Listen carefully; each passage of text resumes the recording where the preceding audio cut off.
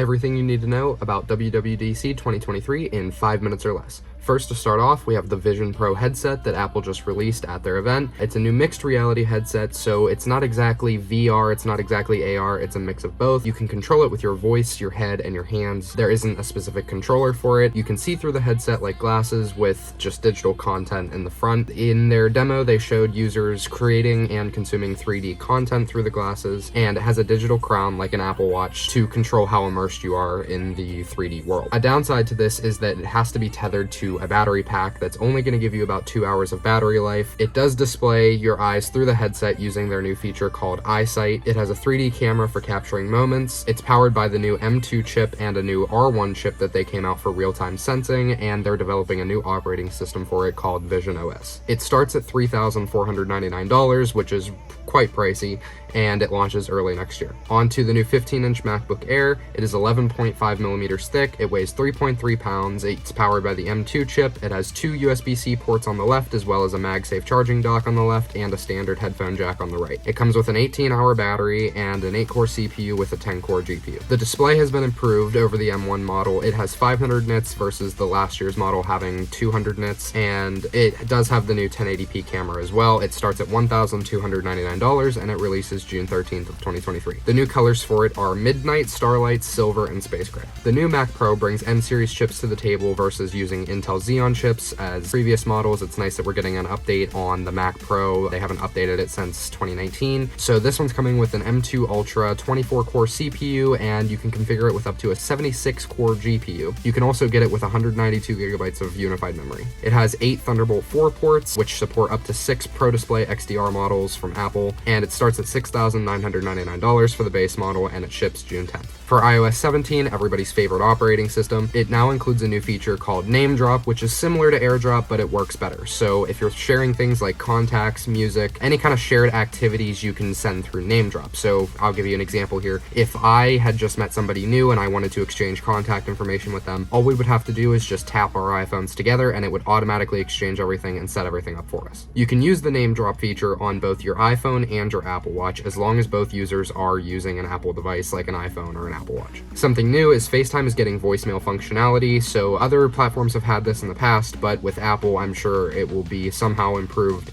or more innovative than the other features with other platforms, but you will be able to leave a video message for your friends if they don't answer. Messages now comes with a better search feature, along with an auto catch-up feature for group chats, which you can make it so that your family can know that you've arrived safely at your location. Of course, you'll have to set it prior, but that is a new feature. It also comes with things like a customizable lock screen and live activities from the lock screen. Another thing is Apple Standby. So whenever your phone is charging, preferably on a MagSafe stand, and your phone is in a horizontal position, it will display things like the time. It's kind of like an always-on display feature in a way, but it's not exactly like always-on. It's only if it's charging and if it's rotated horizontally. iPadOS 17 is getting the same new features as iOS 17, and it's also getting a smarter autocorrect for text input. It's also coming with a customizable lock screen just like iOS 17, live activities, a health app, and an improved Notes app along with PDF annotation. macOS Sonoma, if I'm saying that right, macOS Sonoma is coming with desktop widgets for once, so they're bringing them from iOS to macOS. It's also coming with Apple TV-like screensavers with aerial views. It's coming with messages and Safari enhancements, a new game mode which prioritizes